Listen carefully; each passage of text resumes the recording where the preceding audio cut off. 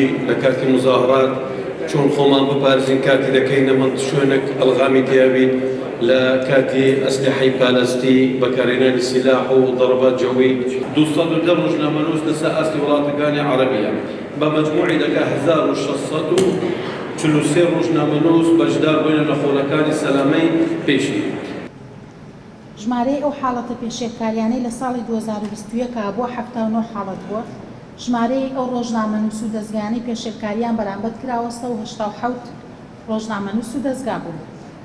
بە پێی جۆری پێشێرکاریەکان دەستگیرکردن 7 حاڵەتمانە بووە، ڕێگەنەدان و جیاکاری 31 حاڵەتمانە بووە، هێرش و سوکایەتی 22 حاڵەتمانە بووە، لێدان 4 حاڵەتمانە بووە، هەڕەشە 2 حاڵەتمانە بووە، داخستنی نووسینگە و کەناڵ 3 حاڵەتمانە بووە.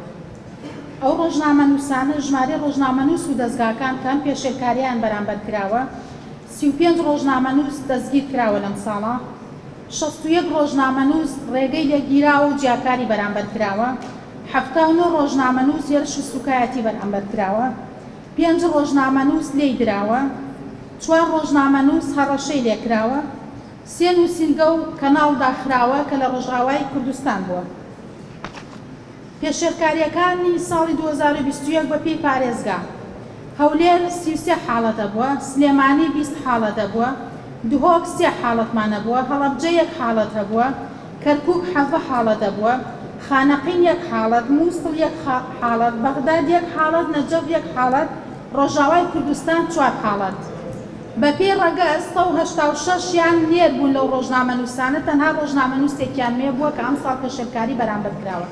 ئێمە ڕەنگە بڵێنەوەی ئەو پارێزگارانش لەوانەیە ئێمە دەستمان پیان نەگەشتێ بۆی پێشێرکاریەکانیان ئەوانەی جنوب بوو بڵێن ناوچە ناوکۆکەکان و بەغداد لەوانەیە حاڵەتی تر ڕوویدا بێ، بەڵام ئێمە ئەوانەمان بەدەست گەیشتووە.